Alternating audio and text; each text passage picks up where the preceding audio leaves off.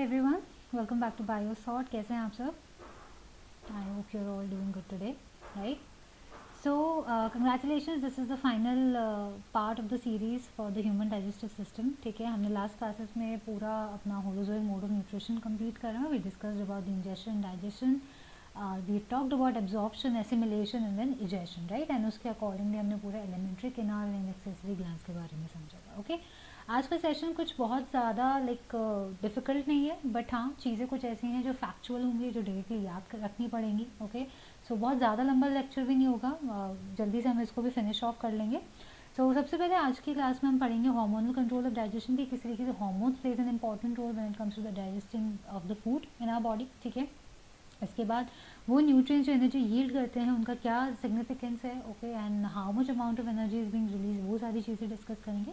And आखिर में हम बात करेंगे डेफिशिएंसीज एंड डिसऑर्डर्स की. जो भी डेफिशिएंसीज आपके वाइटामिन एंड मिनरल्स की डेफिशिएंसी से क्रिएट होते हैं, ओके, एंड बाकी जो नॉर्मल डिसऑर्डर्स हो सकते हैं गैस्ट्रो इंटेस्टाइनल ट्रैक्ट में, वो आज हम समझेंगे. Fine. So moving into the first thing, which is your hormonal control of digestion. So when I'm talking about hormonal control, I'm talking about कि जो भी activities हमारे gastrointestinal tract में हो रही हैं, they are under the control of the neural and hormonal part of your body. ठीक है, यानी कि this digestion is basically taken care of by the two things, that is neural control, ठीक है, और दूसरा हो जाएगा आपका hormonal control. इन दोनों के ही कोऑर्डिनेशन के थ्रू हमारा जो गैस्ट्रोइंटेस्टाइनल ट्रैक्ट है वो काम करता है. ठीक है, अगर आप कोई भी ऐसा, मतलब तुम खुद देखो, अगर कभी भी तुमने कोई ऐसा फेवरेट डिश देखा अपना, मान लो आज किसी के घर में मस्त राजमा चावल बने, लेट्स से दैट, ठीक है, या छोले चावल या कुछ भी तुम्हारा फेवरेट है, राइट, उसको देखते ही भूख लगने लगती है ना. लगना है ना कि मतलब एकदम ही ज़्यादा भूख सी हो रही है, भले लग नहीं रही हो पहले, बट तुम्हें फीलिंग आती है ना. कभी अगर देखा होगा कि मुंह में सलाइवा बनना भी स्टार्ट ज़्यादा जल्दी हो जाता है, right. Why is that? Because अगर आप खाने का साइड देखते हो, स्मेल देखते हो, या फिर उसकी प्रेजेंस भी आप देखते हो, तो ओरल कैविटी ना स्टिमुलेट करना शुरू कर देती है with the secretion of the saliva. Okay, so the site, smell and the presence of food. ठीक है, what does it do? It stimulates the salivary glands to secrete saliva. ठीक है, तो ये चीज़ होती है. ऑलराइट. एंड इसके अलावा जैसे अगर हम बात करें बहुत सारी चीज़ें, like for example if I say, एक second, to secrete saliva, this is very important. Fine. अब इसके अलावा जैसे मैं बात करूँ, फॉर एग्जांपल जो भी आपके गैस्ट्रिक सिक्रीशंस हैं या जो भी इंटेस्टाइनल सिक्रीशंस हैं, वो भी ऐसे ही स्टिमुलेट होते हैं through neural signals only. Okay, so if I say your gastric and intestinal secretions, ये किसकी वजह से स्टिमुलेट हो रहे हैं? Because of your neural control. ठीक है, न्यूरल कंट्रोल या न्यूरल सिग्नल्स के थ्रू. कोई भी मस्कुलर एक्टिविटीज़ होनी है, बिकॉज आपको पता है ना, लाइक पेरिस्टाल्सिस मूवमेंट जो हो रहा है वो पूरा स्मूथ मसल्स की वजह से हो पा रहा है through out your alimentary canal, right. So that is basically done through out your alimentary canal by the neural mechanism. और वो दोनों तरीके से हो सकते हैं, चाहे वो लोकली किसी जगह पे इफेक्ट डाल रहा हो या फिर आपका सेंट्रल नर्वस सिस्टम उसको लुक आफ्टर कर रहा हो, तो दोनों तरीके से होते हैं. हार्मोनल कंट्रोल की जो सिक्रीशंस होते हैं, मतलब हार्मोनल कंट्रोल होते हैं of the secretions of those digestive juices, वो कैरी आउट कौन करता है? These are done by the local hormones that are produced by your gastric and intestinal gland. ठीक है, यानी कि कुछ ऐसे हार्मोन्स होते हैं जो आपके gastric and intestinal glands secrete करते हैं certain hormones which works on local areas, मतलब स्पेसिफिक जगहों पे. ठीक है, अगर गैस्ट्रिक ग्लैंड की मैं बात करें तो वो स्टमक में कुछ ऐसा रिलीज कर रहा होगा जो सिर्फ स्टमक के ही लोकल एरिया में, मतलब उसी पे पर्टिकुलर पार्ट में काम करेगा. फाइन. ठीक है, और फिर अगर हम बात करते हैं for example different other hormones की, तो उसका भी एक पूरा लिस्ट है which we are going to talk about. ठीक है, different hormones that are release, इनके सोर्सेज क्या क्या हैं, क्या टारगेट ऑर्गन रहेगा और एक्शन किस तरीके से रहता है. Okay, so here we have it. अब इस पिक्चर को ध्यान से देखना, you can take a screenshot of this as well. ठीक है, अब सबसे पहले आते हैं तुम्हारे पास gastrin.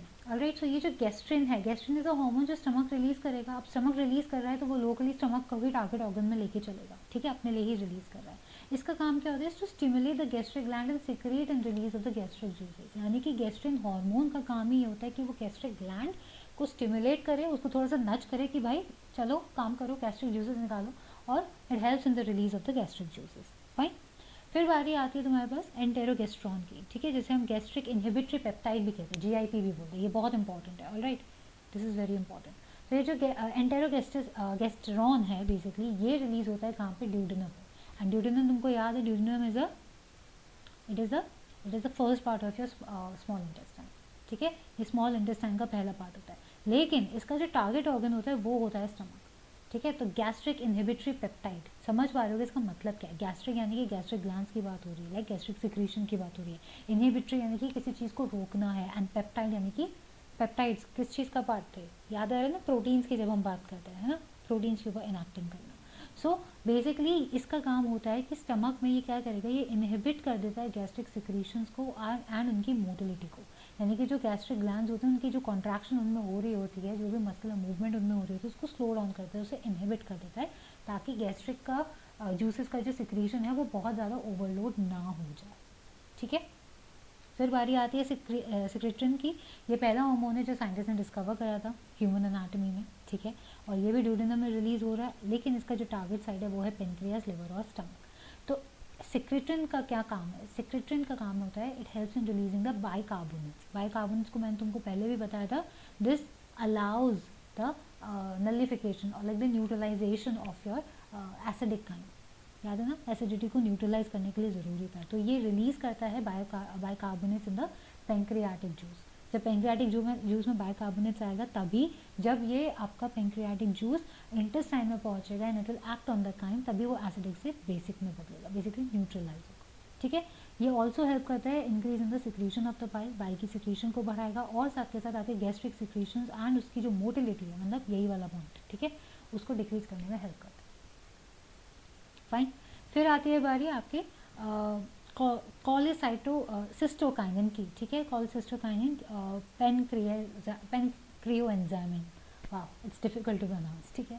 so this is pencreozymin, fine, so cholecystokinin pencreozymin यानी कि CCK-PZ, this is the short form, basically ये स्मॉल इंटेस्टाइन में रिलीज हो रहा है एंड इसका टारगेट साइट होता है गॉल ब्लैडर और पेनक्रियाज में।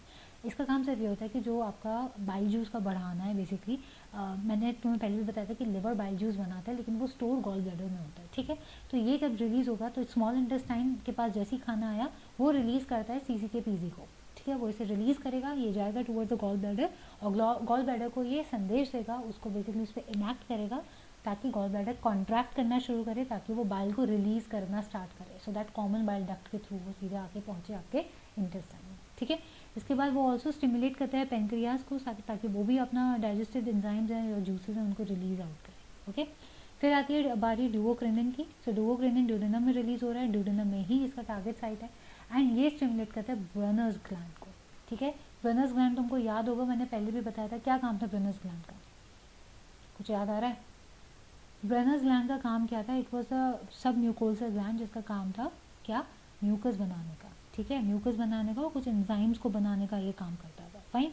सो this is what it is doing, so this duocrinin is basically stimulating your Brunner's gland to release the mucus and the enzymes into your the intestinal area, ठीक है, intestinal juice में basically mix up करने की, ठीक है। फिर बारी आती है वही एंटेरोक्राइनिन की, ठीक है, this is a different one, small intestine ही में रिलीज हो रहा है, स्मॉल इंटेस्टाइन ही इसका टारगेट साइड है, ये स्टिमुलेट करता है क्रिप्स ऑफ लिबरकुन को। क्रिप्स ऑफ लिबरकुन याद है क्या थे, ऐसा था ना विलाय, तो विलाय का ये जो बेस पार्ट था, this part is right over here, what is called as crypts of Lieberkuhn, ठीक है। और क्रिप्स ऑफ लिबरकुन वही है जहाँ पे इंटेस्टाइनल ग्लैंड्स बेसिकली जो बनाते हैं, so their job is to stimulate the crypts of Lieberkuhn so that they can release the enzymes for the intestinal juices. So बहुत सारी जगहों में काम बस इन हार्मोन्स का यही हो रहा है कि वो गैस्ट्रिक ग्लैंड्स को या इंटेस्टाइनल ग्लैंड्स को नच कर रहे हैं, उन्हें स्टिमुलेट कर रहे हैं, ताकि स्पेसिफिक एंजाइम्स और जूसेस का रिलीज हो सके, दैट इज इट, ठीक है। फिर आ गया VIP, okay, this is your वैसोएक्टिव intestinal peptide, small intestine में रिलीज हो रहा है, स्मॉल इंटेस्टाइन एंड स्टमक में इसका टारगेट साइट, ठीक है। एक सेकेंड, इसको ड्रॉप कर देते हैं, हाँ। तो अब इसका जो टारगेट साइट है वो है आपका small intestine and stomach, and इसका काम क्या है, डायलेट करने का। वैसो वर्ड तुम जहाँ पे भी देखोगे पूरी ह्यूमन एनाटॉमी में, वैसो का हमेशा मतलब होता है किसी चीज़ को डायलेट करने का, ठीक है, वैसो डायलेटर्स, ठीक है, ऐसे वर्ड होता है। तो डायलेट करता है ये आपके पेरीफेरल ब्लड वेसल्स को गट के, ठीक है, यानी कि जो गट की जो क्रॉस सेक्शन है, ठीक है, इसको बेसिकली और ज़्यादा डायलेट कर देगा ताकि और फैल जाए, ठीक है, डायलेशन हो जाए, मोटा हो जाए जो आपका ब्लड वेसल है, उसका जो वेसल का जो पूरा साइज़ है वो थोड़ा सा फैल जाए, fine. It helps in dilating that, fine. इसके अलावा वो इनहिबिट करता है गैस्ट्रिक एसिड को बनने से, वीआईपी, ठीक है। फिर आती है बात है विलिकिनन की। विलिकिनन स्मॉल इंटेस्टाइन में रिलीज हो रहा है, स्मॉल इंटेस्टाइन ही इसका टारगेट ऑर्गन है and it helps in the movement of villi. Okay, very important. Villikinin है, विलाई है, तो तुम समझ जाओगे इसका काम क्या होगा। फिर बारी आती है सोमेटोस्टेटिन की। दिस इज वेरी इंपॉर्टेंट, ठीक है, सोमेटोस्टेटिन दैट इज एसएस। तो ये डेल्टा सेल्स हैं, आइसलेट्स ऑफ लेगरहंस के होते हैं पेनक्रियाज में। तो पेनक्रियाज में ना एक स्पेसिफिक सेल होते हैं जिसे हम कहते हैं आइसलेट्स ऑफ लेगरहंस, फाइन, लेंगरहंस। जैसे हमारे पास क्रिप्स ऑफ लिवर कौन होता है ना इंटेस्टाइन के विलाई के बेस पे, वैसे ही तुम्हारे पेनक्रियाज के अंदर कुछ ऐसे सेल्स होते हैं, जैसे गॉबलेट सेल्स पढ़े थे ना, फाइन, म्यूकोसा लेयर के अंदर के गॉबलेट सेल्स होते हैं, वैसे ही तुम्हारे ये स्पेसिफिक सेल्स होते हैं आइसलेट्स ऑफ लिवर कौन, सॉरी, लेंगरहांस के अंदर। ये islets of Langerhans is basically there are like the base areas of your pancreas, ठीक है। तो उसके अंदर डेल्टा सेल्स तुमको मिलते हैं, फाइन। और इसके अलावा मैंने बताया था कि अर्जेंटेफिन सेल्स होते हैं गैस्ट्रिक ग्लैंड्स और इंटेस्टाइनल ग्लैंड्स के, तो ये दोनों रिलीज कर रहे हैं इस एसएस को, ठीक है। या जो पेनक्रियाज से रिलीज हो रहा है तो उसका ऑब्वियसली टारगेट साइड पेनक्रियाज और गैस्ट्रो इंटेस्टाइनल ट्रैक्ट होगा, एंड जो नीचे वाला है उसका भी गैस्ट्रो इंटेस्टाइनल ट्रैक्ट है। काम क्या है इसका? पहले वाले का काम है to inhibit the secretion of glucagon by the alpha cells and insulin by the beta cells, ठीक है। तो देखो भाई, मैंने पहले भी बोला था कि पेनक्रियाज हमारा एक्सोक्राइन और एंडोक्राइन ग्लैंड है, वो दोनों तरीके का ग्लैंड है, ठीक है, एक्सोक्राइन और एंडोक्राइन, फाइन। तो ये जो तुम्हारा है ये पेनक्रियाज इंसुलिन और ग्लूकेगॉन यानी कि दो हार्मोन से उसे भी रिलीज करता है, साथ ही साथ पेनक्रियाटिक जूस भी बनाता है, ठीक है। तो एक्सोक्राइन हुआ बिकॉज वो पेनक्रियाटिक जूस रिलीज कर रहा है, एंडोक्राइन बिकॉज वो हार्मोन्स बना रहा है। तो जो सोमेटोस्टैटिन खुद एक हार्मोन है, ये रिलीज ही इसलिए हो रहा है पेनक्रियाज से क्योंकि ये इनहिबिट कर देता है ग्लूकेगॉन की रिलीज को, जो कि अल्फा सेल्स बना रहे हैं तुम्हारे पेनक्रियाज के अंदर, और जो बीटा सेल्स इंसुलिन बना रहे हैं उनकी सिक्रीशन को इनहिबिट करने के लिए ये रिलीज होता है, ठीक है। और ये इसलिए भी होता है ताकि एब्जॉर्प्शन को भी कम कर दे, न्यूट्रिएंट्स की जो एब्जॉर्प्शन हो रही है ट्रैक्ट के थ्रू उसे भी कम करने के लिए। ये रीज़न इसलिए है, ये कम इसलिए होता है ताकि कभी कभार जब ग्लूकोज की मात्रा ब्लड में ज़्यादा बढ़ जाती है then it can lead to fatal issues, right, diabetes होने के चांसेस यही होते हैं। जब पेनक्रियाज ढंग से काम नहीं करता है, ये रीज़न ही ये होता है क्योंकि ग्लूकोज की मात्रा ब्लड में इतनी ज़्यादा चढ़ चुकी है, इतना ज़्यादा शुगर जा चुका है कि उसे कम नहीं किया जा रहा, and that leads two diabetes. तो वैसी सिचुएशन क्रिएट ना हो, ग्लूकोज का लेवल ऑप्टिमम बना रहे, इसलिए इस चीज़ की इनहिबिशन होती है, ठीक है। इसके अलावा जो हमारे अर्जेंटेफिन सेल्स हैं, जब ये एसेस बनाते हैं, so they help in suppressing the release of hormones from the digestive tract, fine. And the last one that we have is pancreatic polypeptide, that is PP. तो ओके, तो पेनक्रियाटिक पॉलीपेप्टाइड सेल्स बना रहे हैं ये, तो pancreas में ही बनेगा, pancreatic की बात हो रही है तो पेनक्रियाज का ही बन रहा है, पेनक्रियाज में ही इसका टारगेट साइट है। तो ये इनहिबिट कर देता है पेनक्रियाटिक जूस को रिलीज करने से फ्रॉम दी पेनक्रियाज, ठीक है। वो डिपेंड कर सकता है कई सारे अदर फैक्टर्स पे, अगर कोई मेडिकल कंडीशंस हैं या देयर समथिंग एल्स जिसकी वजह से अभी there is no need for extra release of the material, तो वो इनहिबिशन ज़रूरी होता है, ठीक है। ऑप्टिमम चीज़ें बनाने के लिए मेन पार्ट तो यही है, हर एक चीज़ एक मात्रा में होनी चाहिए, किसी चीज़ का भी एक्स्ट्रा रिलीज या एक्स्ट्रा इनहिबिशन होना सही नहीं है बेसिकली, फाइन। तो ये थी भाई हार्मोनल कंट्रोल के बारे में बात। अब बात करते हैं एनर्जी यील्डिंग न्यूट्रिएंट्स की। तो when I talk about energy yielding nutrients I am talking about how the calorific value comes in action when we talk about your nutrients such as carbohydrates, proteins and fat. तो calorific value तुमको पता है ना क्या होता है? What is calorific value? What is calorific value? देखो, calorific value is basically that value जो कि आपका लाइक एक मिनिमम यू कैन से अगर मैं बोलूँ जैसे 1 kg ऑफ फूड है, लेट्स से दैट, ठीक है। अगर हमारे पास जैसे 1 kg ऑफ फूड है यानी कि पर किलो कैलोरीज जो बन रही है, यानी कि एक खाना का जो तुम्हारे पास है उसमें से तुम्हें कितनी एनर्जी मिल रही है, कितनी अमाउंट ऑफ एनर्जी आपकी ह्यूमन बॉडी उसको जनरेट कर पा रही है, ठीक है, वो हो जाता है calorific value of the food. तो कैलोरीफिक वैल्यू नॉर्मली होती है कि किसी भी वस्तु में से कितना एनर्जी प्रोड्यूस हो रहा है, और जब तुम कैलोरीफिक वैल्यू ऑफ फूड की बात करते हो तो this is basically the amount of energy that your body can generate जब वो मेटाबॉलिक एक्टिविटी करता है, ठीक है। तो इसको यूजुअली किस चीज़ में नापा जाता है? किलो कैलोरीज में, राइट, किलो कैलोरीज में से नापा जाता है। तो देखा जाए तो ह्यूमंस के अंदर it should be at around like 0 से 50 किलो कैलोरीज पर ग्राम के अराउंड इतना रहना चाहिए, but like it is measured in that sense, you can say that, okay. तो एक सर्टेन पार्ट होता है न्यूट्रिएंट्स का जो हम लोग लेते हैं, ठीक है, जो कि सेल्स के स्ट्रक्चर्स में, उसके सिंथेसिस में, उनके फंक्शन के में, और या फिर कोई भी वॉर्न आउट पार्ट्स हैं सेल्स के, उसे रिप्लेस करने में काम आता है, ठीक है। तो मोस्ट ऑफ द फूड जो हम यूज़ करते हैं, they are the sources of metabolic fuels. जैसे मैंने कहा कार्बोहाइड्रेट्स बोला, मैंने प्रोटीन्स बोले, मैंने फैट्स बोले, ये सब सारे के सारे चीफ सोर्स हैं एनर्जी के, ओके। और carbohydrates because these are the macro nutrients, याद है ना, फर्स्ट लेक्चर में हमने डिस्कस किया था ये, ठीक है। इनका काम क्या है, these are like the chief source of energy. Primary source यहीं से मिल रहा है, ठीक है, प्राइमरी पार्टों में यहीं से मिल रहा है, और यहीं से इसी मतलब इसी न्यूट्रिएंट को आगे चल के जो लाइक मतलब जो एब्जॉर्बेबल न्यूट्रिएंट हमको यहाँ से मिला है, जैसे फॉर एग्जांपल कार्बोहाइड्रेट से ग्लूकोज मिल रहा है, प्रोटीन से तुम्हें अमाइनो एसिड मिल रहे हैं, राइट। इसके अलावा फैट से तुमको फैटी एसिड में ग्लिसरॉल मिल रहा है। इन सब से आगे चल के इनको ऑक्सीडाइज किया जाता है ताकि वो एटीपी में बदल जाए, ठीक है। So these are further then oxidised, these are further oxidized so that they can convert into ATP, ठीक है। यही ATP जो कि आप केमिकल फॉर्म है, ठीक है, यही ATP है जिसे हम एडिनोसिन ट्राइफॉस्फेट कहते हैं। यही हमारी बॉडी इस्तेमाल करती है, जैसे हम लोग रुपया का इस्तेमाल करते हैं ना चीज़ों को खरीदने बेचने के लिए, right. Rupees is our currency, is an economic currency for us. Similarly the energy currency for our body is ATP, fine. अब heat is the ultimate form of energy, सबको पता है, सारी एनर्जी के जो भी सोर्स होंगे दुनिया भर में, सबका अल्टीमेट फॉर्म हीट होता है, ठीक है।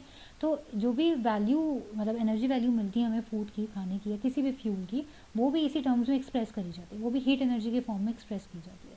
तो ये प्रोड्यूस कैसे होता है, this all produces with the help of the process called as combustion,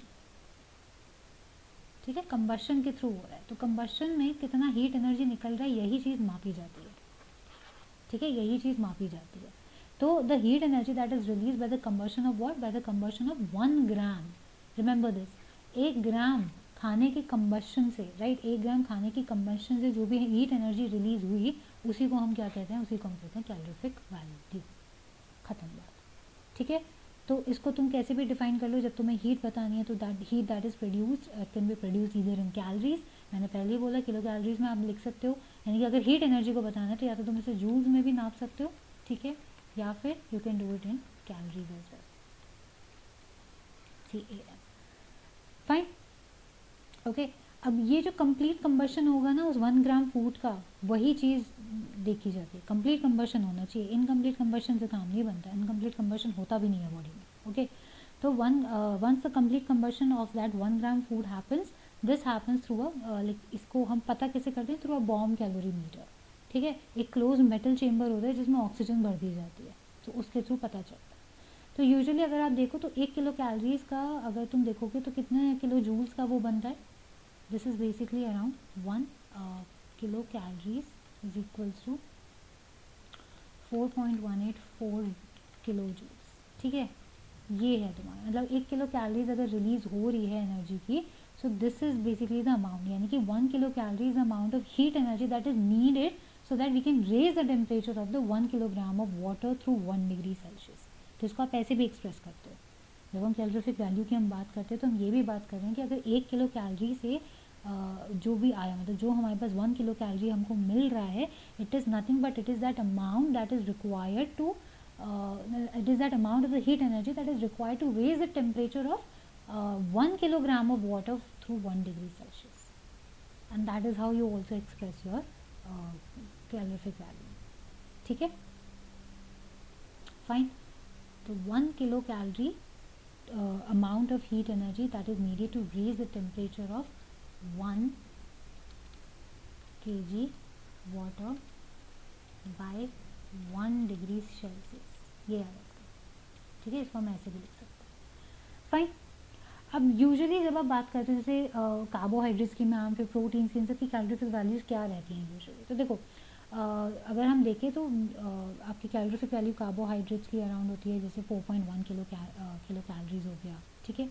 यहाँ पे हम लोग नोट कर लेते हैं 1 किलो कैलोरीज 4.1 किलो कैलोरीज पर ग्राम, ठीक है, पर ग्राम बोलना नहीं है, फाइन।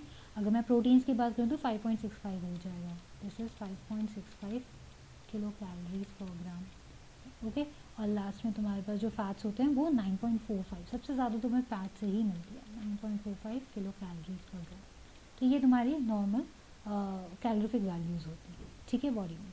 लेकिन जो actual amount of energy deliberate होता है बॉडी के अंदर इन न्यूट्रिएंट्स के थ्रू, वो यूजुअली आपके फिजियोलॉजिकल वैल्यू, फूड की वैल्यू पे डिपेंड करता है। तो वो तब हम देखते हो तो उस हिसाब से फिर कार्बोहाइड्रेट से जैसे 4 किलो कैलोरीज निकला, प्रोटीन से 4 निकला, और ऐसे ही तुम्हारे जो फैट्स होते हैं उससे निकला 9 किलो कैलोरीज बोल रहा है, ठीक है। So this is the energy yielding nutrients, fine. चलो आगे बढ़ते हैं, let's talk further. Now will be discussing the deficiencies and disorders, the last topic for this particular chapter. पूरे चैप्टर का ही आखिरी है ये। हाँ, let's take a different colour. चलो, अब डेफिशिएंसीज एंड डिसऑर्डर्स का मतलब क्या है? देखो भाई, वाइड रेंज ऑफ न्यूट्रिएंट्स की हमको ज़रूरत होती है ना। Humans need a wide range of nutrients, obviously बात, एक हेल्दी लाइफ जीने के लिए तुम्हें मैक्रो भी चाहिए, तुम्हें माइक्रो न्यूट्रिएंट्स भी चाहिए, है ना। तो अभी हम इन्हीं सब चीज़ों के बारे में पढ़ने वाले हैं। तो प्रीवियस क्लास में इतना सब कुछ समझा, जब आप इन वाइटामिन और मिनरल्स को सही मात्रा में या एक बैलेंस डाइट में नहीं खाते हो तो क्या होने लगता है ना, धीरे धीरे your body starts to see the deficiency of these particular nutrients. एक समय ऐसा आना शुरू हो जाता है कि हो सकता है विटामिन ए की कमी हो रही है, विटामिन डी की कमी, और आजकल तो विटामिन डी की कमी बहुत ज़्यादा कॉमन हो गई है सबके बीच में आफ्टर कोविड-19 also, right. So deficiency is nothing but it is simply when there is a depletion or absence of a specific nutrient, okay, that is deficiencies, और उसी की वजह से कुछ डिसीजेज और डिसऑर्डर्स होने स्टार्ट हो जाते हैं, फाइन। सो यूजुअली सबसे इम्पॉर्टेंट डेफिशिएंसी डिसऑर्डर होता है जो आपने लाइक बहुत ज़्यादा, जैसे आप गांव के इलाकों में देखो तो वहाँ पे देखने को सबसे ज़्यादा मिल रहा है। फॉर एग्जांपल जिसे हम कहते हैं PEM, that is your protein energy malnutrition, ठीक है। ये एक बहुत इंपॉर्टेंट टर्मिनोलॉजी हो जाती है। तुमने देखा होगा वो मरासमस एंड क्वाशिकर, इसके बारे में सुना होगा, नहीं सुना है तो अभी सुनो। Basically we have something called as PEM, ठीक है, विच इज़ योर प्रोटीन, कहता है हाँ, प्रोटीन एनर्जी मैल न्यूट्रिशन, ठीक है, इसे हम कहते हैं PEM। सो ये जो प्रोटीन एनर्जी मैल न्यूट्रिशन है, और इसके अलावा कुछ ऐसे डिसऑर्डर्स होते हैं जो कि विटामिन, आयरन, आयोडीन, इन सब की डेफिशिएंसी से होते हैं। तो ये बहुत ज़्यादा कॉमन है एंड काफ़ी ज़्यादा देखे भी जाते हैं इंडिया में, ठीक है। तो अगर डेफिशिएंसी, जैसे फॉर एग्जांपल किसी की बॉडी में प्रोटीन के साथ साथ एनर्जी, ठीक है, या तो प्रोटीन की या एनर्जी की या इन दोनों की ही डेफिशिएंसी किसी को होगी, तो इसका मतलब that person is undergoing PEM, okay. तो अब जैसे फॉर एग्जांपल हम बात करते हैं, जैसे मैंने अभी आपको बताया, छोटे इलाकों में, है ना, यूजुअली गांव के इलाकों में जहाँ पे ज़्यादातर खाना प्रॉपर्ली बच्चों को नहीं मिलता, स्पेशली यंग एज बच्चों को। फॉर एग्जांपल जो बच्चे जो ना 6 साल तक की उम्र के होते हैं, ओके, उनमें आपको PEM देखने को बहुत ईजिली मिल जाएगा, okay, because young children requires more protein for like each kilogram of body weight then the adult, ठीक है। यूजुअली क्या होता है ना कि हमें प्रोटीन की उतनी ज़रूरत होती है जितनी हमारा बॉडी वेट होता है, उसके 1 किलोग्राम के हिसाब से यूजुअली ज़रूरी होता है, alright. So young children requires more protein for each kilogram of body weight than the adult. बहुत ज़्यादा प्रोटीन की बच्चों को ज़रूरत होती है because their development stages going on, 0 से 6 years is their development areas, development है, ठीक है। और वो बहुत ही ज़्यादा वल्नरेबल होते हैं समय माल न्यूट्रिशन के, अगर उन्हें सही से खाना नहीं मिला तो, ठीक है। तो अगर मैं बात करूँ PEM की, तो it is an important nutritional problem that is still persistent in preschools in our India, okay. And ये बेसिकली क्या लीड करता है, this leads to the retardation, यानी कि ग्रोथ रुक जाती है बच्चे की, ठीक है। और चाहे वो ग्रोथ कैसी भी हो, फिजिकल हो, मेंटल हो, साइकोलॉजिकल हो, हर तरीके से, ओके। तो the student, I mean that kid basically lakhs the particular growth. तो ये दो टाइप के होते हैं, एक होता है क्वाशियोकर और दूसरा होता है मरासमस, ठीक है। तो इसके बारे में समझ लेते हैं। ऑलराइट, पहला हो गया। अब अगर मैंने बात करी, लेट्स से यहाँ पे नेक्स्ट पेज पे, तो ये है ना, यहीं पे लिख लेते हैं, ठीक है। मान लो ये है तुम्हारा PEM, ठीक है, और ये हो गया तुम्हारा, ये बेसिकली मैं प्रोटीन के लेवल पे बात कर रही हूँ, ठीक है। और दूसरा PEM जो मैं बात कर रही हूँ, this is based on protein and calories, यानी कि मैं एनर्जी की भी बात कर रही हूँ, ठीक है। तो जब प्रोटीन की कमी होती है तब बच्चे को यूजुअली आपको देखने को मिलता है कि उसमें हो रहा है क्वाशियोकर, सिर्फ प्रोटीन की कमी है शरीर में, ठीक है। So this you will usually observe this in the students और children in the age of 1 to 5 years, once 1 से 5 साल तक के बच्चों के अंदर ये देखने को मिलता है, ठीक है। तो इसमें क्या डेफिशिएंसी सिस्टम होती है, उनके जो मसल्स होते हैं मसल्स की ग्रोथ नहीं होती, okay. So they have like wasted muscles, okay. बहुत ही पतले से लिम्स रह जाते हैं, ओवरऑल ग्रोथ ही नहीं है, मसल ही नहीं बन रहा है, रिटार्डेड ग्रोथ रहती है बॉडी के अंदर, रिटार्डेड ग्रोथ, ओके। बहुत कुछ है, लाइक ब्रेन की डेवलपमेंट नहीं हो रही है, स्वेलिंग हो रही है बॉडी में, स्वेलिंग हो रही है। स्वेलिंग किस वजह से हो रही है, because of the retention of water, retention of water कहाँ पे, लिम्स में यूजुअली देखने को मिलता है, ठीक है। और इसको इडेमा ही बोलते हैं, दूसरे टर्म्स में इसे हम बोलते हैं oedema, okay. And of course reddish hair होना, पॉट बेली होना और डायरिया होना, ये सारी चीज़ें कुछ कॉमन हो जाती है जब बच्चे के अंदर प्रोटीन के साथ कार्बोहाइड्रेट्स और फैट्स का भी कमी हो गई है, यानी कि कैलोरीज एनर्जी भी कम जा रही है, तब उसको होता है मरासमस। और ये जो बीमारी है मरासमस, ये बच्चे में बचपन से, मतलब उसमें वो जब एक इन्फेंट होता है, यानी कि पैदा होने से लेके 1 साल तक में ही ये बीमारी उसे हो जाती है, ठीक है। इसके अंदर क्या होता है, most of the same things होंगी, ठीक है, लेकिन थोड़ा सा डिफरेंट हो जाएगा। यहाँ पे क्या होगा, इम्पेयर्ड ग्रोथ होती है, एंड जो भी आपकी like there is an impaired growth and like the repairing and the replacement of the tissue proteins, ठीक है। इम्पेयर्ड ग्रोथ होगा, ठीक है। इसके अलावा थिन लिम्स होंगे, प्रोमिनेंट रिब्स दिखेंगी, कोई मांस ही नहीं है, कोई यू कैन से कुछ फैट ही नहीं है, तो रिब्स भी दिखती हैं, बहुत बहुत आराम से रिब्स विजिबल हो जाती हैं, एमासिएटेड बॉडी जिसे हम कहते हैं, ठीक है। बॉडी ही ड्राई रिंग और रिंकल्ड रहती है, सूखी सी बॉडी दिखती है क्योंकि कोई फैट नहीं जा रहा है बॉडी के अंदर, ठीक है। डायरिया, ये सारी चीज़ें कॉमन रह जाती है। सो ये होते हैं आपके protein energy deficiency which is your kwashiorkor and marasmus. इसके ऊपर क्वेश्चंस ना बहुत बनते हैं, so make sure that you learn this by heart, ठीक है। अब चलो आगे बढ़ते हैं, will talk about the other kinds that we have, ठीक है। अब हम बात करेंगे तुम्हारे विटामिन की डेफिशिएंसीज की, तो ये भी यहाँ साइड में ही लिखा है, सेम चीज़ ही है, बस थोड़ा बहुत एक्स्ट्रा एक्सप्लेन यहाँ पे करते चलेंगे। तो सबसे पहले जब विटामिन ए की डेफिशिएंसी, तो एक चीज़ याद रखना, ये वाले इस पेज पे जितने भी लिस्टेड आउट है यहाँ पर, ठीक है। फॉर एग्जांपल चलो मैं बता दूंगी कौन से तुम्हारे फैट सॉल्युबल एंड कौन से तुम्हारे वाटर सॉल्युबल हैं। तो जब हमने बात करी विटामिन ए की, तो याद रखना vitamin A is fat soluble, ठीक है। मैं यहाँ साइड में लिख देती हूँ fat soluble, and we have water soluble, WS, ठीक है, और FS, इसको ऐसे समझ लेना। So vitamin A is fat soluble, ये याद रखना है, ठीक है। So we have vitamin A, fine. अब विटामिन ए होता है जिसको आप दूसरे टर्म्स में थोड़ा सा साइंटिफिक वे में बोलोगे रेटिनॉल, ओके। तो जब रेटिनॉल की बॉडी में कमी होती है, पहले तो रेटिनॉल कहाँ किससे मिल सकता है, कैरेट से, टोमेटो से, पपाया से, कॉड लिवर ऑयल से, स्पिनच से, फ्रूट से, पपाया, मैंगो, लिवर फिश, सबसे, इन सब चीज़ों से तुमको मिल जाएगा, ठीक है। ये काम क्या करता है, इसका एसेंशियल रोल होता है विजन में, ठीक है। विजन में बहुत इंपॉर्टेंट है, और ग्रोथ में, ग्रोथ किस चीज़ की, जो आपके एपिथेलियल टिश्यूज़ की जो डिफ्रेंशिएशन होती है उसकी ग्रोथ के लिए, ठीक है। सो ग्रोथ ऑफ, और आई शुड से ग्रोथ एंड डिफ्रेंशिएशन, वहाँ पे नहीं लिखते हैं, जो भी एक्स्ट्रा है ना उसको एक्स्ट्रा एक पॉइंट में बना लेना, ठीक है। So vision and growth and differentiation of epithelial tissues, ठीक है।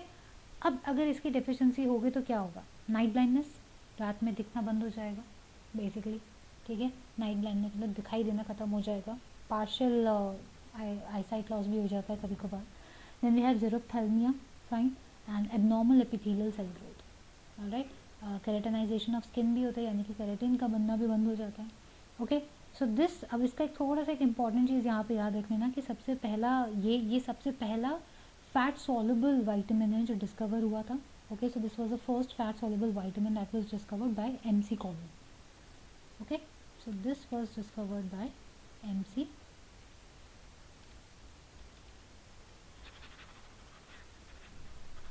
चलो उसको बाद में लिखेंगे,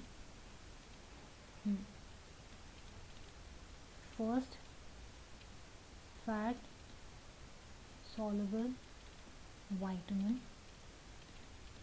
डिस्कवर्ड, ठीक है, किसने किया था, MC कॉलम इन 1930। फाइन। इसके बाद बारी आती है विटामिन B1 की, है ना, हाँ, थायमिन। सो विटामिन B1 की जब हम बात करते हैं, ये वाटर सॉल्युबल है। तुम्हारा विटामिन बी, जितना भी तुमको विटामिन बी जितने भी दिखेंगे यहाँ पे, ठीक है, B1 B2 B3 B5 B6 B7 B9 जो भी दिख रहे हैं, ये सारे vitamin B is water soluble, ये याद रखना है, ठीक है। सो दिस इज WS, ये तुम्हारे सारे वाटर सॉल्युबल है। तो ऐसा करते हैं, वाटर सॉल्युबल पे दोबारा आएंगे, पहले ना फैट सॉल्युबल को डिस्कस कर लेते हैं, ठीक है। विटामिन B12 भी है भाई, इसको भी मत भूलना, विटामिन B12 भी तुम्हारा वाटर सॉल्युबल है। विटामिन C भी वाटर सॉल्युबल है, ठीक है। और बाकी हाँ ठीक है, विटामिन D की बात कर लेते हैं। अब विटामिन D जो है ना, this is your fat soluble, vitamin E is fat soluble and vitamin K is fat soluble, ठीक है। तो अब देखो, जब मैंने बात करी विटामिन D की, अब हम बात करते हैं सबसे पहले तो विटामिन D को कैल्सिफेरॉल भी बोलते हैं, ठीक है। जो D3 जो होता है वो कॉल कैल्सिफेरॉल होता है, और जो D2 होता है that is Ergo calciferol. Fine. Fish liver oil, milk हो गया, एग योक हो गया, सनलाइट में एक्सपोजर होता है, इन सब चीज़ों से तुम्हें आराम से विटामिन D मिल जाता है। अब इसका काम क्या है, तुमने बहुत अच्छे से सुना होगा, विटामिन D यानी कि कैल्शियम लेने के लिए बहुत ज़रूरी है, करेक्ट। सो विटामिन D की जब हम बात करते हैं, it increases the calcium absorption from your gastro intestinal tract, याद रखना है, उसकी absorption and the maintenance of that calcium within your body, ये इसका काम है। And it also helps in the control of the calcium deposits in the, और I should say calcium deposition in the blood, ठीक है। तो यहाँ पे नोट बना लो विटामिन D के लिए, absorption and deposition of calcium in bones, ठीक है। अब ये अगर नहीं होगा तो रिकेट्स बच्चों में, ठीक है, बच्चों में हो जाता है रिकेट्स, और ऑस्टियोमैलेशिया जो होता है बड़ों में होता है। बेसिकली रिकेट्स वो बीमारी होती है जहाँ पे जो हड्डियाँ हैं वो गलने लगती हैं, बहुत सॉफ्ट हो जाती हैं, ऑलराइट। सो अब एक चीज़ इंटरेस्टिंग बात ये है इसके बारे में कि विटामिन बी ज़्यादा एक हार्मोन की तरह एक्ट करता है रादर देन एज अ को फैक्टर ऑफ एन एंजाइम, ठीक है। It acts more like a hormone than a cofactor of enzyme, यानी कि एंजाइम से ज़्यादा ये बेसिकली हार्मोन की तरह काम करता है, ठीक है। That is your vitamin D. Vitamin E की अब हम बात कर लेते हैं, तो विटामिन ई तुम्हारा टोकोफेरॉल्स बोलते हैं इसे दूसरी भाषा में, ठीक है। Vegetables, fats of vegetables, okay, इन सब में तुमको मिल जाएगा, फ्लावर ऑयल्स वगैरह इन सब में। एंटीऑक्सीडेंट्स भाई, मतलब it act as a very good antioxidant, ठीक है। And it is essential for like the normal functioning of the reproductive organs, ये भी बहुत ज़रूरी है, ठीक है। रिप्रोडक्टिव ऑर्गन्स की फंक्शनिंग के लिए भी बहुत ज़रूरी है, मतलब उनको हेल्दी और उन्हें फिट रखने के लिए, okay. And it also helps in maintaining the muscles of the body in the structures of our vessels, so it helps in maintains muscles and structure of RBC। अब इसकी अगर कमी हो गई तो रिप्रोडक्टिव फेलियर तो होगा ही होगा, ठीक है। विटामिन ई की बात अगर हम कर ही रहे हैं तो यहीं पे लिख लेते हैं। सो विटामिन ई के फेलियर से रिप्रोडक्टिव ऑर्गन में कमी आएगी, मतलब रिप्रोडक्टिव फेलियर दिखेगा, ठीक है। मस्कुलर डिस्ट्रॉफी होगी, यानी कि मसल्स में वीकनेस आनी स्टार्ट हो जाएगी, क्रैम्स, वीकनेस, ये सब चीज़ें बढ़ जाती हैं। इसके अलावा न्यूरोलॉजिकल डिसफंक्शंस भी होते हैं, ठीक है। तो विटामिन ई को आप ये भी कहते हो, विटामिन ई एक्स्ट्रा नॉलेज में इसको कहते हैं फर्टिलिटी विटामिन ऑल्सो, ठीक है, fertility vitamin.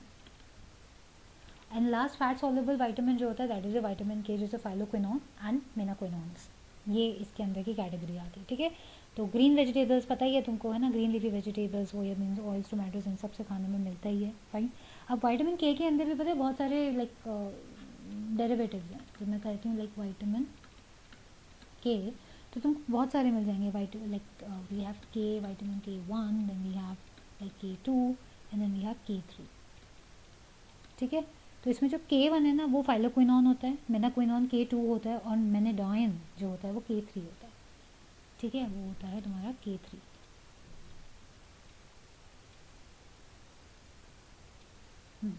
So this is K1, this is K2, and then we have menadione, that is K3. Okay, so blood clotting का काम आता है, ये तुमको पता ही है, prevents the excessive bleeding. Okay, और अगर इसमें कुछ प्रॉब्लम हो जाती है तो इंक्रीज ब्लड क्लॉटिंग टाइम होगा, हेमरिक डिजीजेज हो जाएंगी, यानी कि फॉल्टी ब्लड क्लॉटिंग हो जाती है. ठीक है, ये सारी बातें हैं तुम्हारी विटामिन के लिए. अब आ जाते हैं water soluble vitamin B complex में. तो विटामिन बी कॉम्प्लेक्स की जब हम बात करते हैं, देखो फैट और वाटर सॉल्युबल अगर कंफ्यूज हो रहा है, इसका मतलब सिंपल ये है कि ये विटामिन किस में सॉल्युबलाइज हो सकते हैं बॉडी के अंदर जब ये जाएंगे. तो जो फैट सॉल्युबल है वो सब सारे के सारे फैट में सॉल्युबल हो सकते हैं, जो पानी सॉल्युबल है वो पानी में ही घुल जाएंगे आराम से, और जो पानी में घुल जाते हैं वो ईजिली बॉडी से बाहर चले जाते हैं. इसलिए बहुत ज़्यादा ज़रूरी है कि जो भी खाना आप खाओ, जो भी फूड आप ले रहे हो, उसमें आपका विटामिन बी और विटामिन सी बहुत अच्छे से प्रेजेंट हो. ओके, विटामिन बी1 होता है हमारा थायमीन यहाँ पे, जो कि yeast, milk, cereal, green leafy vegetables इन सबसे मिल जाएगा. ये इसका फंक्शन होता है coenzyme in the form of thiamine pyrophosphate in glycolysis, यानी कि ग्लाइकोलाइसिस का जो तुम्हारा प्रोसेस होता है, ठीक है, तो वहाँ पे इसका बहुत ज़रूरी काम होता है. ये एक्ट करता है as thiamine pyrophosphate. It is an enzyme called as thiamine pyrophosphate, जो कि ऑक्सीडेटिव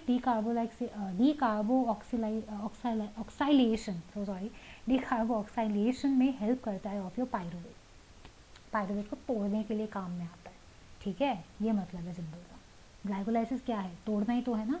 ग्लूकोज जब आगे चल के टूटता है पायरुवेट में, पायरुवेट भी फर्दर आके चल के एरोबिक कंडीशन के अंदर टूटता है. So that is how it works. ठीक है, डेफिशिएंसी अगर होगी तो डिजीज़ कौन सी होगी, that is beri peripheral nerve damage होता है. बेसिकली ये डेफिशिएंसी आपको ज़्यादातर अल्कोहलिक लोगों में देखने को मिलती है. ठीक है, जो आगे किक ऑफ कर देता है वर्मिक सिंड्रोम और कोर्साकॉफ सिंड्रोम को भी, तो उसको छोड़ दो, but this is the thing, right. And usually एक बहुत फन फैक्ट है इसके बारे में कि अल्कोहल क्या करता है ना, कि अल्कोहल इंटरफेयर कर देता है आपके विटामिन बी1 के मेटाबॉलिज्म को इन द लिवर. ठीक है, सो विटामिन बी1 का जो मेटाबॉलिज्म होता है, अल्कोहल उसको इनहिबिट कर देता है, इसके साथ इंटरफेयर कर देता है in the liver. Fine, then we have, यहाँ पे चलो नोट कर लो, विटामिन बी1 क्या बताया मैंने, alcohol interferes with its metabolization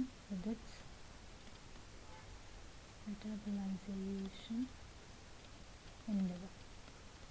You know, like just a fun fact. Fine. Then we have vitamin B2 जिसे राइबोफ्लेविन कहा जाता है. ठीक है, mushrooms, green leafy vegetables, legumes, इन सब में मिलेगा. इसका काम होता है आरबीसीज को हेल्प करना, मतलब basically it's job is to help in the production of RBCs.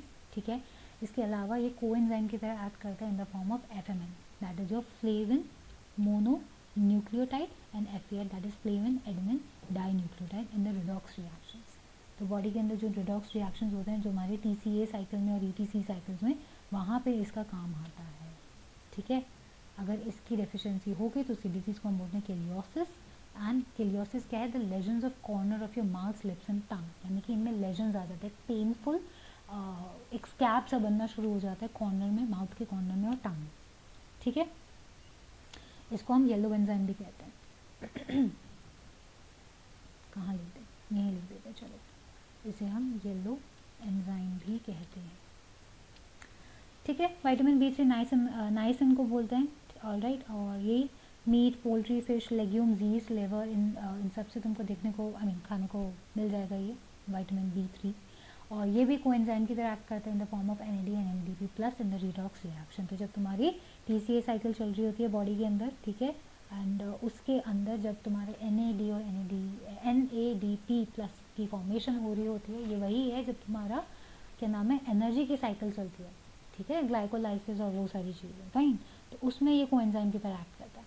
अगर इसकी डेफिशिएंसी होगी तो उसे हम पेलाग्रा कहते हैं, विच इज़ फोटोसेंसिटिव डर्मेटाइटिस, यानी कि इतना ज़्यादा आपका जो लाइक यू कैन से स्किन है, स्किन इतनी ज़्यादा सेंसिटिव हो जाती है नाइसिन की कमी की वजह से. Okay, so this is your niacin, vitamin बी3. विटामिन बी5 को पेंटोथेनिक एसिड बोलते हैं, मशरूम्स, एवोकाडो, इन सबसे मिलेगा. This is part of coenzyme A and in carbohydrate, protein and fat metabolism. तुमने ये चीज़ पढ़ रखी होगी कि जब प्रोटीन्स और कार्बोहाइड्रेट्स और फैट्स की मेटाबॉलिज्म होती है ऑन अ हायर लेवल, तब ना कोएंजाइम ए काम करता है. ठीक है, ये तुम्हें इतनी इसी टीसीए साइकिल्स में पढ़ा होगा. तो ये जो कोएंजाइम ए है ना, इसका एक पार्ट की तरीके से विटामिन B5 भी काम करता है, एक सहपाठी की तरह काम करता है, ठीक है। So this leads to the dermatitis, this leads to the retarded growth and the loss of hair and the greying of the hair, ठीक है, इन सब चीज़ों में। यानी कि जो विटामिन B3 में भी हो रहा था ना कि स्किन सेंसिटिव हो जाती है, डर्मेटाइटिस हो जाता है, वही चीज़ हमको यहाँ पे भी देखने को मिलती है। सो विटामिन B5, ओके, इसकी कमी के होने की वजह से डर्मेटाइटिस हो सकता है, ठीक है, loss of hair, loss and greying of hair, ये सब देखने को मिलता है। फाइन, फिर बारी आती है विटामिन B6 की, जिसे पायरिडॉक्सिन कहा जाता है, ठीक है। तो wheat, cereals, milk, whole grains, इन सब में मिलेगा। ये भी कोएंजाइम की तरह एक्ट करता है इन अमीनो एसिड के मेटाबॉलिज्म में, और जब कभी भी हीमोग्लोबिन का हीम बनना होता है, ठीक है। ये जो हीम की हम बात करें बेसिकली हमारा आयरन है, फाइन। तो जब कभी भी तुम्हारा आयरन बनना होता है, मतलब आयरन से हीमोग्लोबिन बनना होता है, ऑलराइट, तो उसमें ये काम आता है। जब अमीनो एसिड्स की मेटाबॉलिज्म करनी होती है उसमें ये काम आता है। तो अगर इसकी डिफिशिएंसी होगी तो बॉडी में कन्वर्जन्स हो सकते हैं, ठीक है, एनीमिया हो सकता है, मेंटल डिसऑर्डर हो सकता है, रिटार्डेड ग्रोथ होती है, okay.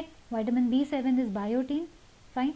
This acts as a coenzyme in fatty acids biosynthesis. जब फैटी एसिड्स की बायोसिंथेसिस हो रही है बॉडी के अंदर, जब कभी भी बॉडी को ज़रूरत होती है, तब इसकी ज़रूरत पड़ती है, बायोटिन के थ्रू होता है। तो अगर ये चीज़ तुम्हारा लाइक कम हो गई, ख़त्म हो गई, ठीक है, बॉडी में नहीं है, तो पुअर ग्रोथ होगी, मस्कुलर लॉस होगा। मस्कुलर लॉस यानी कि मस्कुलर कंट्रोल कुछ हो रहा है, कोई भी वॉलंटरी एक्शंस कर पा रहे हो तुम नहीं कर पाओगे, जैसे लॉस ऑफ एपेटाइट, वीकनेस आ रही है, हेयर फॉल हो रहा है, ये सब चीज़ होंगी, डिप्रेशन, बायोटिन की वजह से। जी हाँ, ये जो आजकल आती है ना बायोटिन की गोलियाँ खानी चाहिए फॉर हेयर ग्रोथ, ये वही है, फाइन।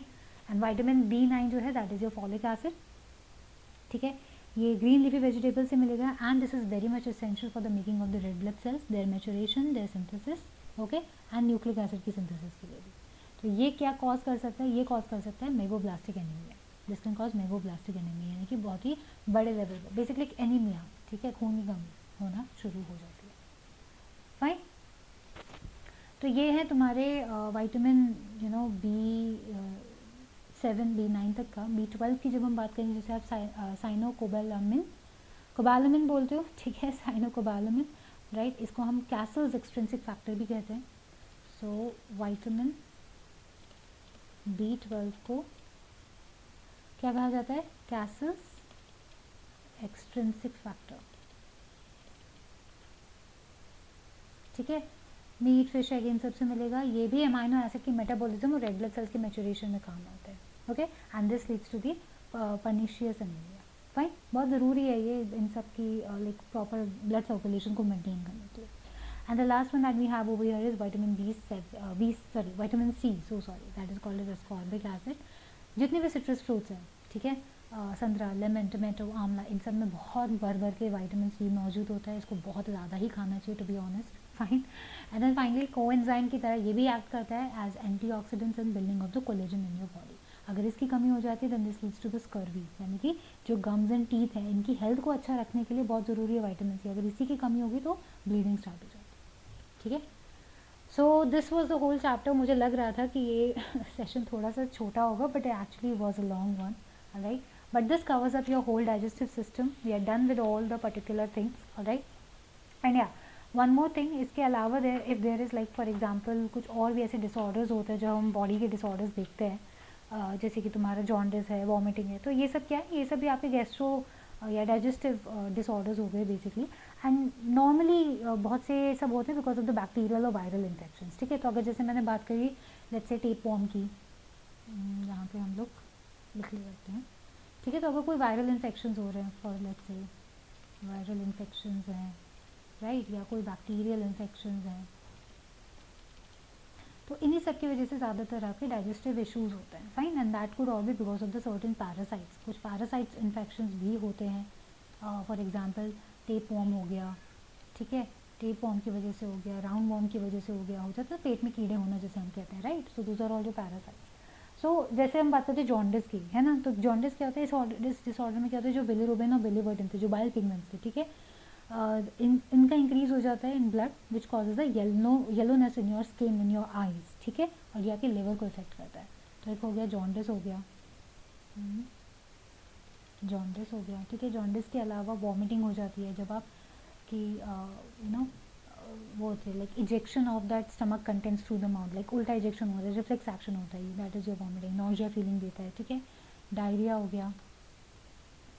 तो diarrhoea is again all about जब basically there is a frequency of bowel movement, यानी कि नॉर्मल फ्रीक्वेंसी होती है बाउल मूवमेंट की, and it leads to the liquid discharge of your faecal matter, ठीक है. So that is diarrhoea. ये आपके खाने की एब्जॉर्प्शन को कम कर देता है जब डायरिया बेसिकली होता है. Constipation, when you can say that the faeces are retained in the body, तो रेक्टम में इरेगुलर मूवमेंट हो रहा है, मूवमेंट ही प्रॉपर नहीं हो रहा है. और इंडाइजेशन यूजुअली होता है जब खाना अच्छे से पचता नहीं है, ठीक है. So that is your indigestion. Alright, so that's all everyone. I hope you enjoyed the session and the series. If you like it, please make sure to subscribe to the channel, like it, share it with your friends, leave down your comments. I would love to see your comments and your inputs on this particular channel. Okay, and yeah, that's all for today. Thank you so much for taking the session. Until the next time we meet, please take care of yourself. Bye bye.